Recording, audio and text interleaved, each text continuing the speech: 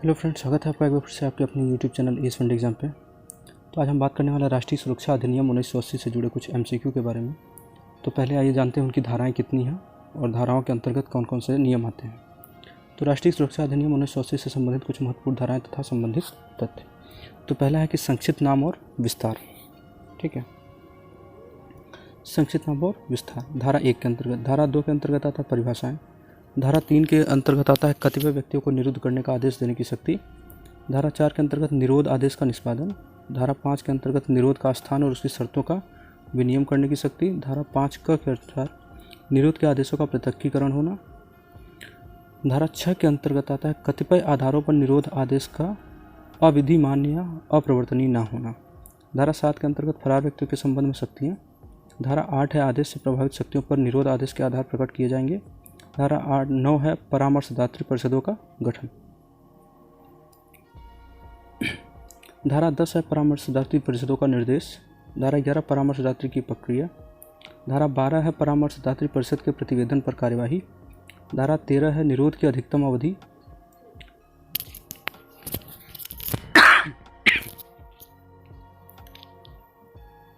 धारा 14 निरोध आदेशों का वापस लिया जाना।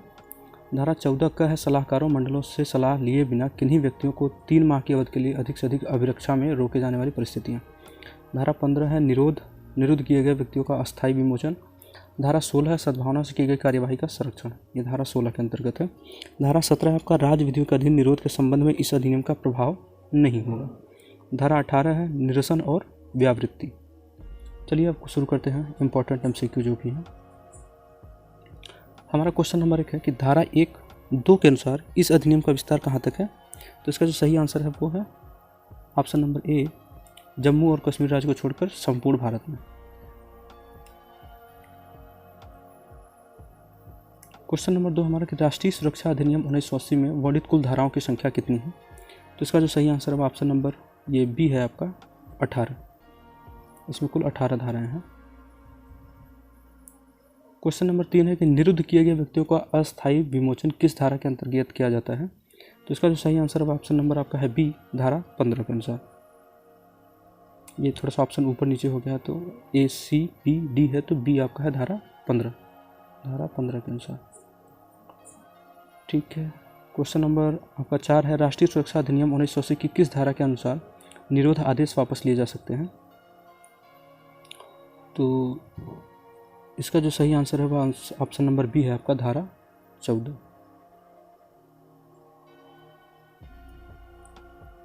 क्वेश्चन नंबर 5 हमारा कि राष्ट्रीय सुरक्षा अधिनियम का प्रमुख उद्देश्य क्या है। तो इसका जो सही आंसर है ऑप्शन नंबर सी है उपरोक्त दोनों, यानी राष्ट्र की सुरक्षा, ये भी सही है, और जनता के जान माल की सुरक्षा, इन दोनों। तो ऑप्शन नंबर सी आपका सही है,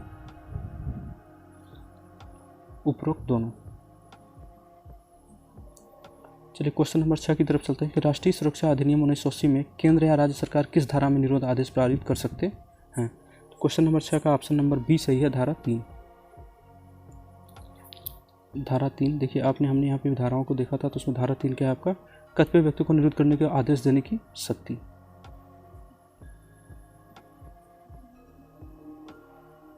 क्वेश्चन नंबर 7 है कि राष्ट्रीय सुरक्षा अधिनियम 1980 में निरोध की अवधि कितनी होगी। तो इसका जो सही आंसर है वो है ऑप्शन नंबर सी, 12 मास। ठीक है, क्वेश्चन नंबर 8 राष्ट्रीय सुरक्षा अधिनियम 1980 की किस धारा में सलाहकार परिषद के गठन का प्रावधान है। तो इसका जो सही आंसर है वो ऑप्शन नंबर आपका ए, धारा 9।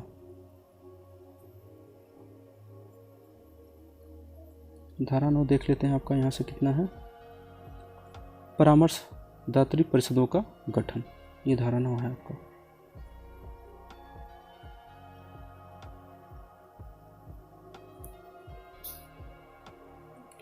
क्वेश्चन नंबर 9 की तरफ चलते कि इस अधिनियम यानी राष्ट्रीय सुरक्षा अधिनियम 1980 के अधीन धारा 13 का विषय क्या है।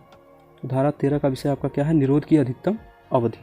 तो ये ऑप्शन नंबर ए सही है आपका, निरोध की अधिकतम अवधि। तो धारा 13 क्या है आप देख लेते हैं इधर से हम, धारा 9 यहाँ तक है, धारा 13 निरोध की अधिकतम अवधि। ठीक है,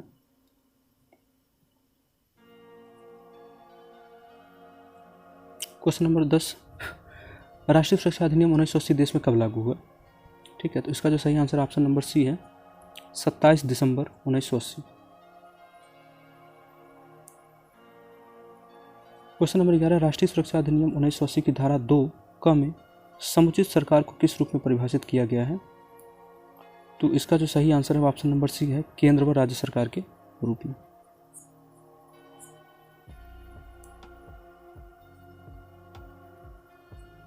अगला क्वेश्चन है क्वेश्चन नंबर 12 कि फरार व्यक्ति के संबंध में शक्तियों को अधिनियम की किस धारा में वर्णित किया गया है? तो इसको देख लेते हैं इधर से पहले।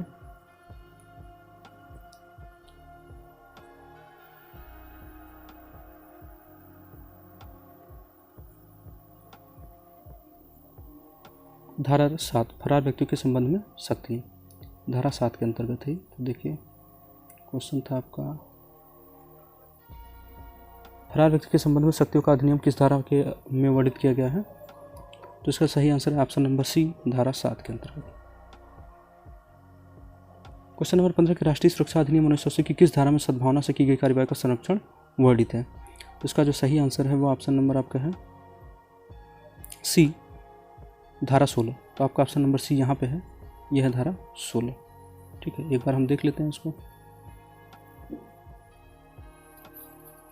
धारा 16 के अंतर्गत आता है कि सद्भावना से की गई कार्यवाही का संरक्षण, यह आपका धारा 16 है।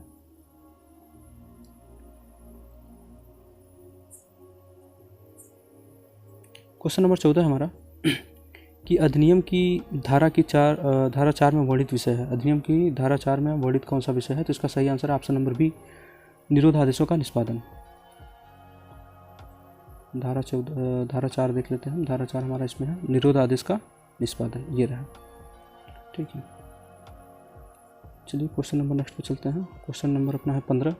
अधिनियम की धारा 9 ख के अनुसार प्रत्येक परामर्शदात्री परिषद में सदस्यों की संख्या कितनी होनी चाहिए? इसका सही ऑप्शन है ऑप्शन नंबर ए 3। ठीक है, अगला क्वेश्चन चलते हैं। क्वेश्चन नंबर 16 है अपना कि अधिनियम की धारा 9 ग के अनुसार परामर्शदात्री परिषद का अध्यक्ष कौन होगा? तो इसका जो सही आंसर है वो उसका है ऑप्शन नंबर सी उच्च न्यायालय का न्यायाधीश, option number C. Question number 17 अपना है कि अधिनियम की धारा 17 के अनुसार राज्य विधियों के अधीन निरोध के संबंध में इस अधिनियम का प्रभाव होगा, नहीं होगा, आंशिक रूप से होगा, आंशिक रूप से नहीं होगा। तो इसका जो सही आंसर है वो आपका है ऑप्शन नंबर बी, नहीं हो। धारा 17 के अनुसार, तो धारा 17 हमारा क्या था कि राज्य विधियों के अधीन निरोध के संबंध में इस अधिनियम का प्रभाव नहीं होगा। धारा 17 हम देख लेते हैं कि अपना क्या है धारा 17। ये देखिए धारा 17 है कि राज्य विधियों के अधीन निरोध के संबंध में इस अधिनियम का प्रभाव नहीं होगा। ठीक है, चलिए क्वेश्चन नंबर लास्ट पे चलते हैं आज के कि अधिनियम की किस धारा में परामर्शदात्री परिषदों का निर्देश वर्णित है? तो इसका जो सही आंसर है ऑप्शन नंबर सी है धारा 10। धारा 10 के अंतर्गत क्या आता है? परामर्शदात्री परिषदों का निर्देश, ऑप्शन नंबर सी। चलिए देखते हैं एक बार धारा हमारी कितनी है इसमें। धारा 10 हमारा है परामर्शदात्री परिषदों का निर्देश, ये रहा। ठीक है, तो थैंक यू गाइस वीडियो देखने के लिए, और आज के लिए बस इतना ही है। तो जुड़े रहिए हमारे चैनल से, आगे जल्दी मुलाकात होगी फिर से अगले वीडियो के साथ।